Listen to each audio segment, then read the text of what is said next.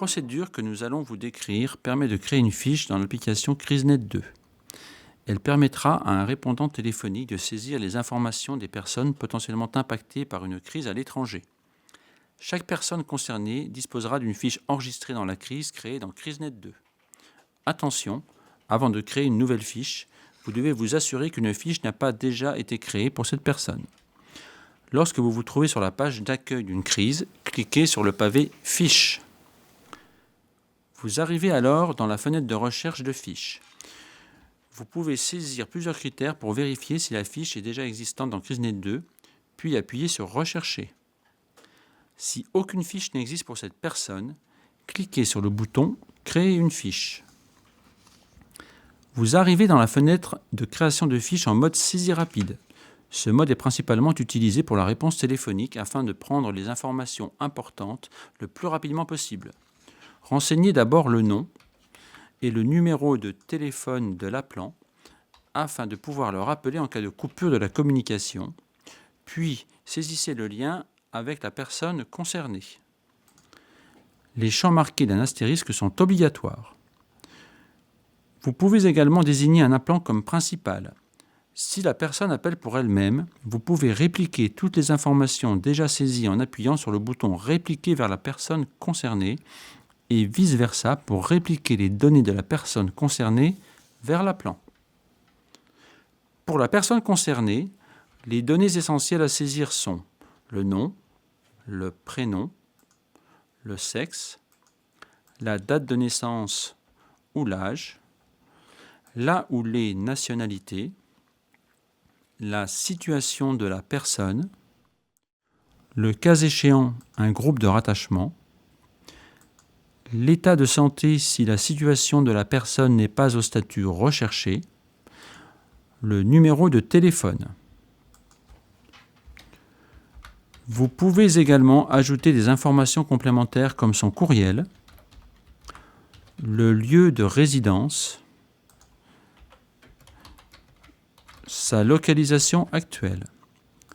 Si ces deux adresses sont similaires, cliquez sur « Recopier » pour répliquer les données d'une rubrique dans l'autre. La case « Commentaires » sert à renseigner toute autre information communiquée par l'appelant quant à la situation de la personne concernée. L'horodatage se fera automatiquement lors de la validation de la fiche. Enfin, le bouton « Lier une fiche existante » permet d'associer à la fiche en cours de saisie une fiche déjà créée dans la crise concernée. Pour cela, renseignez le nom de la personne et cliquez sur « Rechercher ». Puis cliquez sur le bouton de validation pour lier les fiches. Si le cas de la personne concernée exige de renseigner d'autres informations, vous pouvez décocher le mode saisie rapide pour accéder au mode de saisie avancée. Ce mode est principalement utilisé pour assurer le suivi des fiches des personnes concernées par la crise. Vous pouvez notamment décrire la source du signalement et rattacher la fiche directement à un groupe. Dans la section réservée à l'appelant, vous pouvez compléter les coordonnées qui le concernent. Les coordonnées de la personne concernée peuvent être complétées par le nom de naissance et le lieu de naissance, le numéro de passeport, d'autres numéros de téléphone. Vous pouvez ajouter un lieu de résidence et une localisation actuelle. Si ces deux adresses sont similaires, cliquez sur « Recopier » pour dupliquer les données. Vous pouvez également indiquer des signes distinctifs et les réseaux sociaux utilisés par les personnes concernées. En cas d'intervention d'un élu ou d'une personnalité à forte notoriété publique, vous pouvez aussi l'indiquer en cochant le bouton « Intervention » puis en renseignant son origine. Vous pouvez aussi ajouter des documents en cliquant sur « Ajouter un document » et en sélectionnant un fichier enregistré dans votre ordinateur. Il peut s'agir par exemple de copies numérisées de documents d'identité.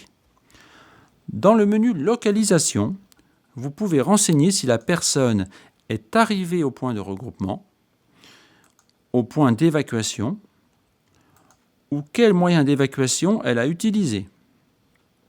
Enfin, vous pouvez préciser le statut de son évacuation. Dans l'onglet « État de la personne », vous pouvez renseigner son état de santé ou un besoin logistique. Si une victime est décédée, vous pouvez aussi indiquer si elle a été formellement identifiée, si la famille a déjà été prévenue, et renseigner le lieu de conservation du corps.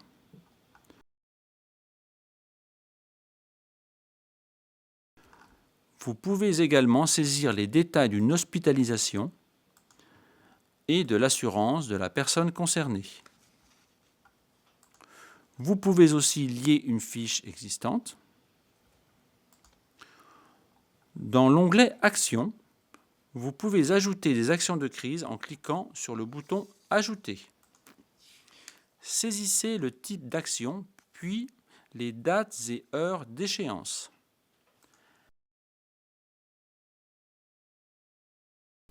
Assignez l'action à un pôle ou un utilisateur dans l'onglet « Assigner à un » et choisissez le pôle ou l'agent dans la liste déroulante, puis cliquez sur « Enregistrer ».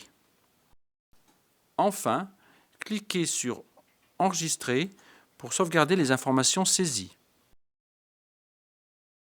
Un message d'erreur apparaîtra où certains champs obligatoires n'auraient pas été remplis. Il conviendra alors de les compléter, puis d'enregistrer à nouveau la fiche.